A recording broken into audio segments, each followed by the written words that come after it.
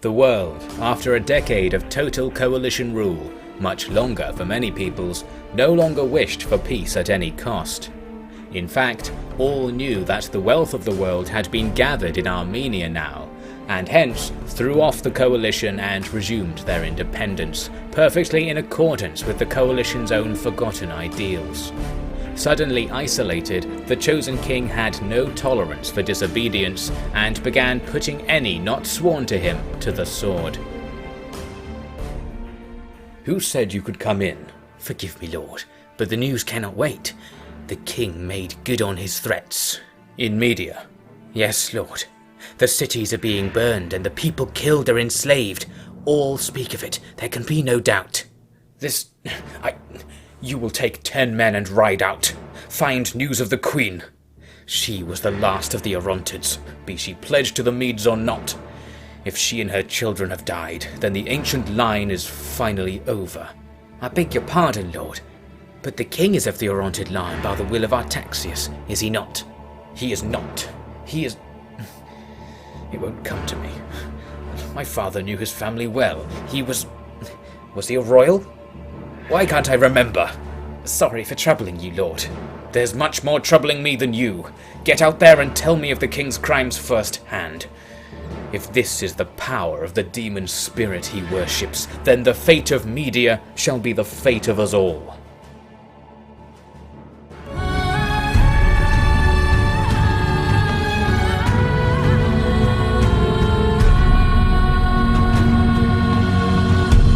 Hello there, welcome back to Wings of Eden. Our campaign against our neighbours has gone surprisingly successfully. I was really just waiting for them to attack me and was wasting time by raising their settlements, just giving my army something to do. But we've actually been pretty successful. As I said, we've destroyed many territories around our lands. But I'm not always being so mean. When I get the chance, like right here, I'm going to subjugate peoples and make a new client state for ourselves. Because we could use the money. You can see we're hemorrhaging like 100,000 per turn, an outrageous expense, but we have so much money from all of the exploits throughout the campaign that we can survive for a while like this, so we'll keep going and see what happens. To the south, at the once grand city of Antiochia, the enemy suffer a defeat in an easy auto-resolve, and bang, the entire city and populace are exterminated. Just to the south, some enemies try to finally resist my march out of Armenia, but even though this battle would be pretty easy to win, we're just going to slap down an auto-resolve and take a less than favourable result, because at this stage in the campaign, my general idea is only to fight challenging battles. I'm looking for late game challenge here, so a fight that will definitely win just gets auto-resolved, even if that means we lose it in the auto-resolve. That's the general rule. So we defeated those guys in that auto-resolve right there and went on to auto-resolve them again, killing a load more of them, strangely losing even more of our own men in the really easy second battle, but whatever. And the nearby settlement goes bye-bye.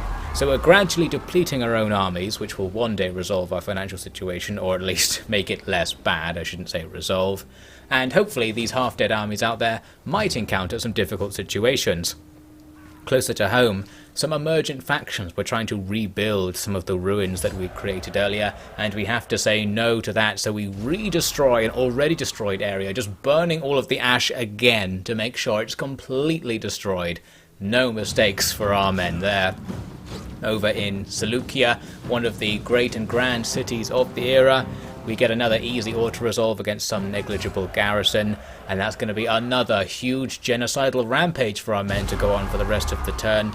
Looks like the ancient bastions of civilization are just falling before us, and they're not stopping us. These cities don't have substantial garrisons, and these states don't seem to have substantial armies. Perhaps they spent too long in the peaceful coalition.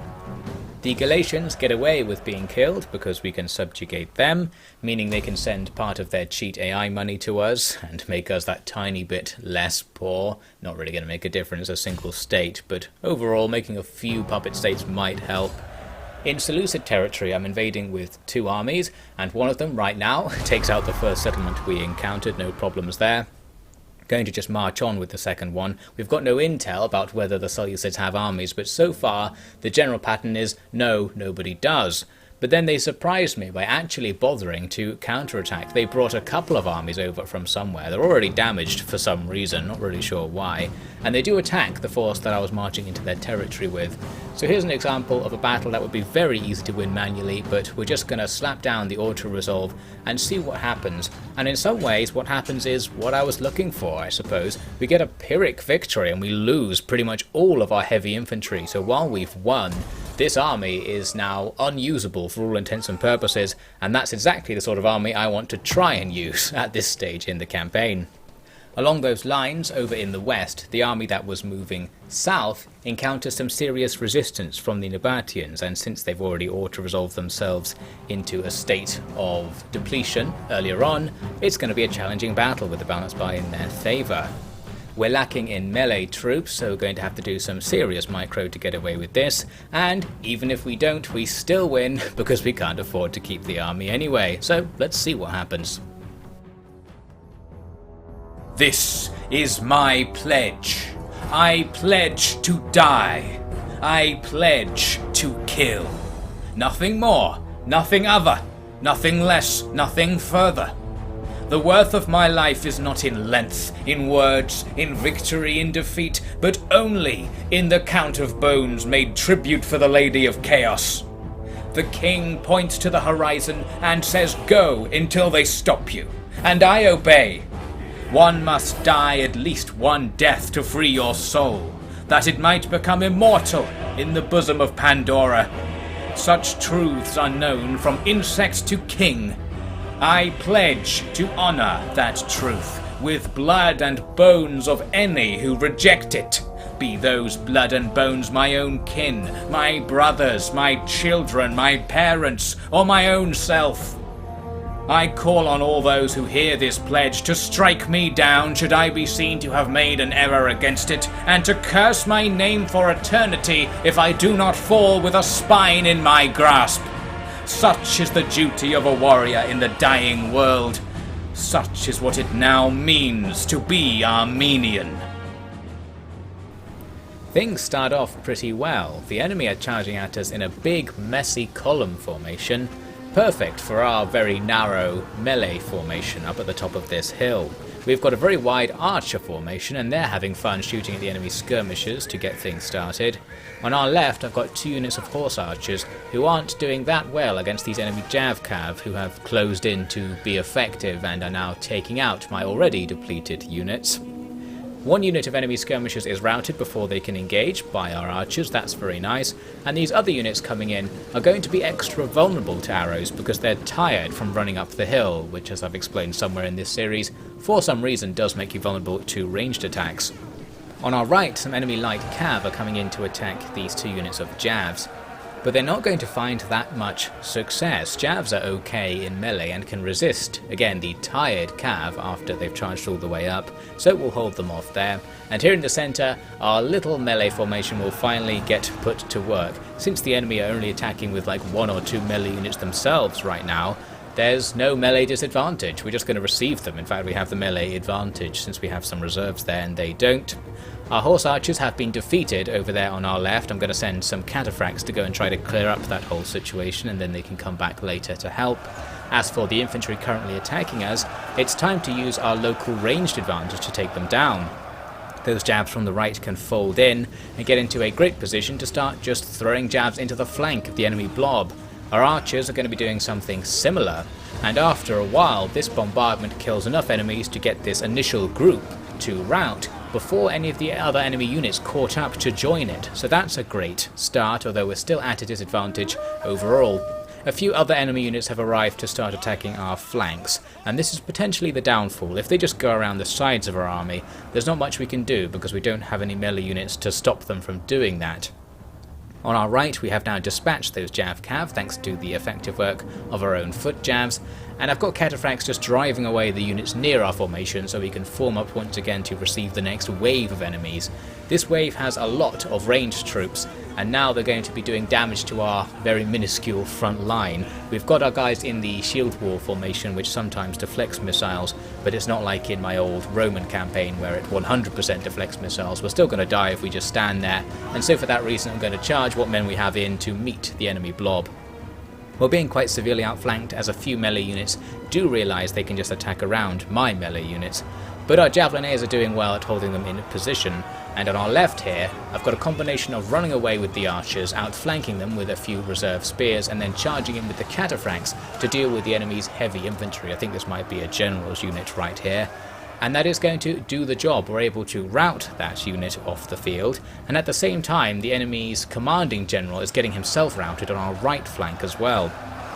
The main fight is a huge blob with both sides raining missiles all over the place. That is very messy, but now with both flanks starting to be won by us, we're going to be able to swoop around and do some maneuvers. Our Javs have done very well at holding the right flank in particular, so kudos to them. Now we're going to swoop in and attack their blob from the back and try to drive away all of those skirmishing troops.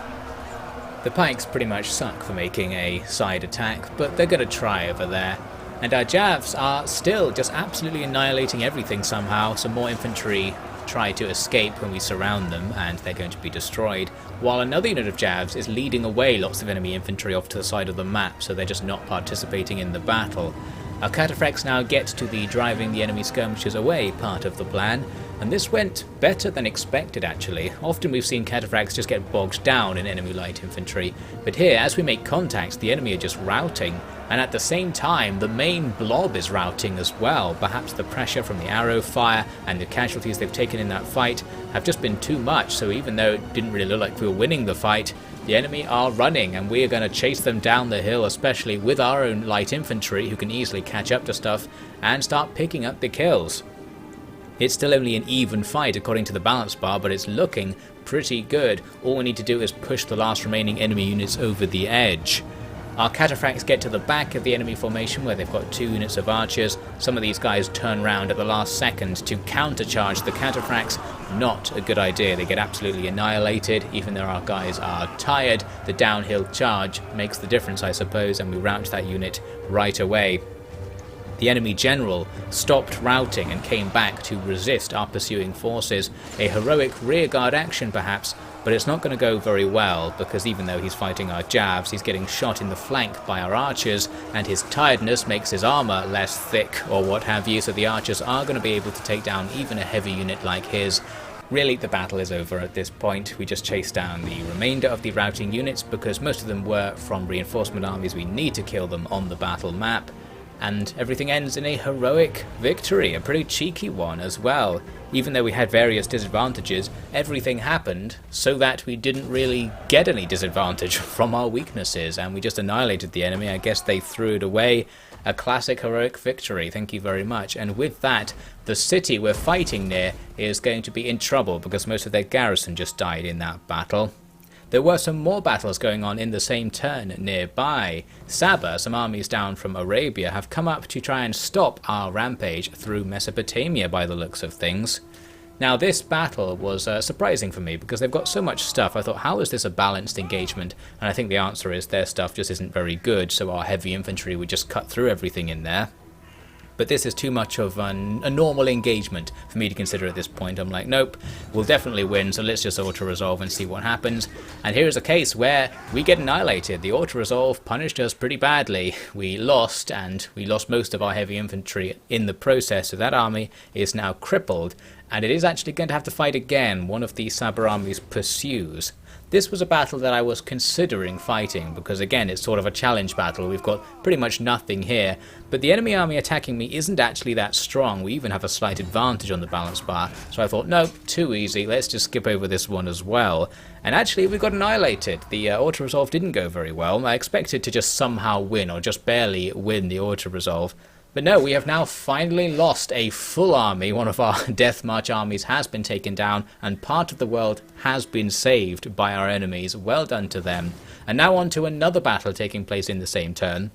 The army that took a Pyrrhic victory earlier and lost most of its heavy infantry is facing a mix of various, for some reason half-dead, enemy units, and I thought this does look like another interesting challenge battle. We've got half a melee unit to work with, so we're going to have to focus on micro once again, but we do have 5 half units of cataphracts, which may be able to do something.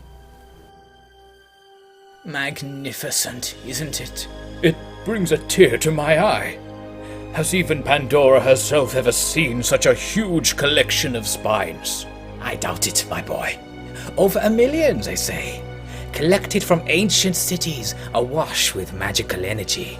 What should we do with them? You may take your favorite to make a talisman. Oh, thank you. Thank you. Thank you, Father. Good. As for the rest, I want you to arrange for them to be stored in the caves beneath the palace. Caves? An old hideout for the royal family. There is more than enough space down there to construct a shrine worthy of Pandora. A temple of bones. From there, all mortals shall be under my command. Is there enough gold to build a temple? I heard there was trouble in that department. You think I will pay the workers? I will use our new slaves, for they can provide both labor and building materials at no cost at all. And if you get hungry... Do not! Oh, you were joking. Yes, of course. We did get a bit of a hill to stand on, so that's nice for our mostly archer-based line. And our hopes now are that the enemy won't run all the way up the hill and our archers will be able to turn them back, since we don't really have anything else to turn them back with. Those horse archers do go back, but the problem arises when someone doesn't, as you might imagine. These camels are just going to go for it, and our men are firing at something else right now, so they're going to get all the way up the hill. And I probably could stop this using my cataphracts, and I apparently attempted to, but far too slow. So we are going to lose that unit of archers. They take the charge, and they will rout. Immediately, 2 cataphract units attack the camels from both sides, so we'll take them out as well. It's going to be a trade, but we don't have that many units, so don't really want to be going for trade-style tactics. At least everything else is slowly marching towards us, getting pummeled by the archers, so hopefully we're getting some value out of them. On the other side of the line, the same thing happens as on the right side. Some guys run in and we just can't stop them. And again, that's going to be another unit of archers taken out of the fight as they rout. I think they did come back later on, but not to achieve very much. So the enemy's cav have done their job, but their infantry is the main threat because they've got so much of it in comparison to us. But like in the last battle, they're coming in a vague column formation, so having my guys just spread out in a nice single file line allows me to stop them from getting up the hill and hold them in place. I initially had my cataphracts sitting on the flank to shoot arrows into the enemy blob before I charged in, since charging in could be dangerous if the cataphracts get bogged down and just instantly die. I got taken by surprise when some enemy Tarantines came and rear-attacked the cataphracts, but cataphracts are strong enough to just take that. They'll just turn around and engage the enemy. On the other flank, we've got 2 units engaging the enemy general, and that went surprisingly well. We're both shock cavalry, so neither side specialises in static melees, and I guess we were just slightly better, so we got away with it there. And with the enemy general going off the field, that's going to help us out a lot with morale. And speaking of morale, those 2 units attacking us initially are routed when our cataphracts rear-attack them, so we can reform ready to face the rest of their stuff. And a lot of that stuff is pike phalanxes, and that's pretty good, because not only are they slow and weak against archers, so they're taking extra damage, but because our army's average position isn't really on the hill anymore, the AI tries to smell your strength, and it's smelling the cataphracts on the flanks, and thus it's not really seeing my central position so much in AI vision speak. So what I'm trying to say is, the enemy is just walking around in circles. It's not sure what direction to attack in, and it's just spreading its units all over the place and not really attacking us at all. This unit of spears came out to the flank to find my cataphracts, but I just turned around and ran into them. We're so heavy and they're so light that unit type advantages don't matter there, we can just annihilate them. 1 unit of pikes finds the edge of my tiny little line of swords. At least we don't have many guys in front of the phalanx there, so our losses, our potential losses, are limited, even if we are fighting them from the front a bit. At the back of the enemy formation, our cataphracts are just wiping out all the enemy's skirmishing units and generally sending them off the field without much trouble whatsoever. And with that, we're starting to gain a definitive tactical advantage. All of the enemy's units are just around the battlefield, isolated and vulnerable. Right here, a pike phalanx slowly chasing after some of my cataphracts just gets hit in the back. That's going to break up the phalanx, so we can also hit them in the front at the same time and say goodbye to that unit. Obviously those men are going to now come back towards the centre of the battlefield to help out as well. Other units are routing of their own accord, mainly because they're getting shot at point blank range by our archers just behind our tiny line of swords. They were doing decent damage, but the real finisher will be when the Cataracts come back. We can come in here and rear attack the pikes who are distracted fighting our guys on the hill. Even fighting our archers, not a very good fight for us, but it's going to turn out to be a victory because those pikes are screwed. Down they go, and at about this point everything else across the battlefield is starting to rout. There was something still going somewhere, but basically I just chased them off to the edge of the map. Some of the enemy units are reinforcements once again, so we did have to do that. This is just like the previous battle really, and we end up again with a heroic victory. We have very cheekily used our little challenge army to take down what the enemy had to oppose us with, and it wasn't that much of an army to be fair. It was messy, weak, and had no formation, but that's the AI's fault. Thank you very much for that. And in some units I think we actually made a profit in terms of men after taking on prisoners. A pretty good battle overall. My king, this message arrives in anticipation of a great victory. First, I present to you 4,000 fine spines, extracted while still warm from the action of battle. Their energies will surpass those of the rats I will seek next. Yet of those rats, they say there number some 50,000 behind the unmanned walls on my horizon. You will see the fires light up the sky on the night this message reaches you. All will see the burning of the unbelievers. All will see the superiority of the Armenian people.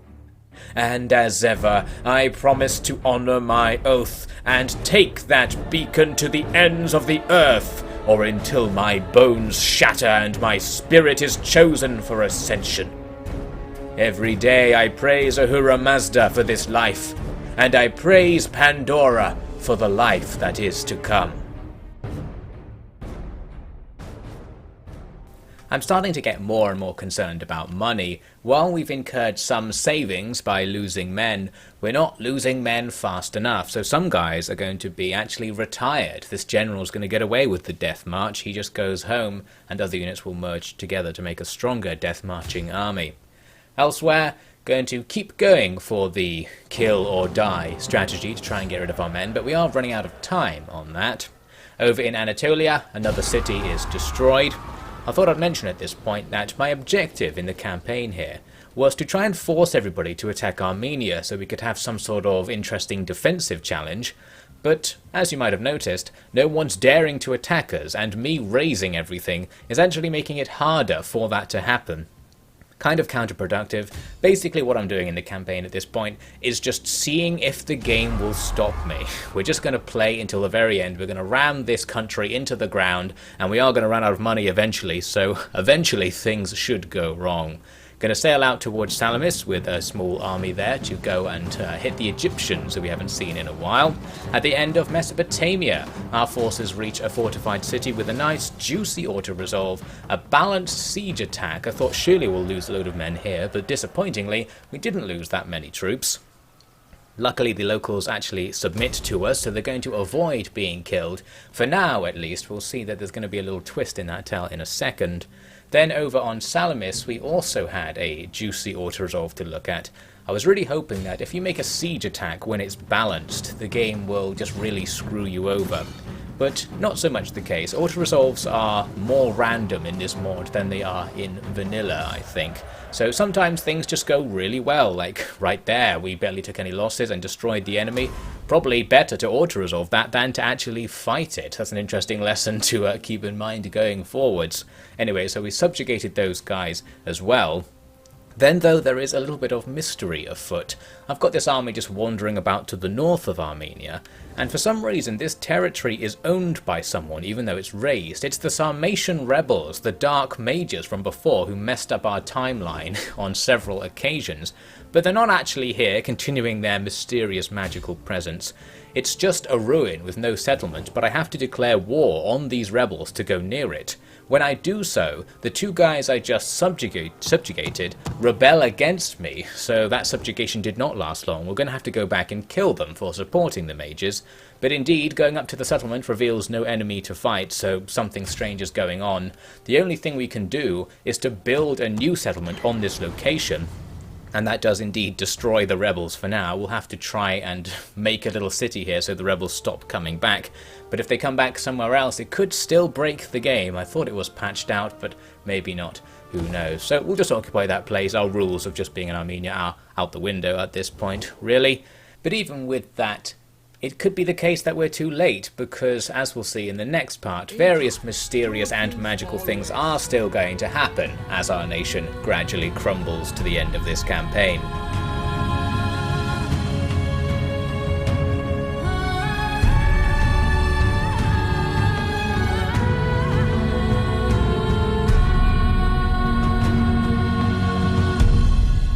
Thanks for watching, special thanks to the Officially Devon patrons, and do join me to see the defensive sieges I was trying to get going actually come up in one way or another in the next part of Wings of Eden.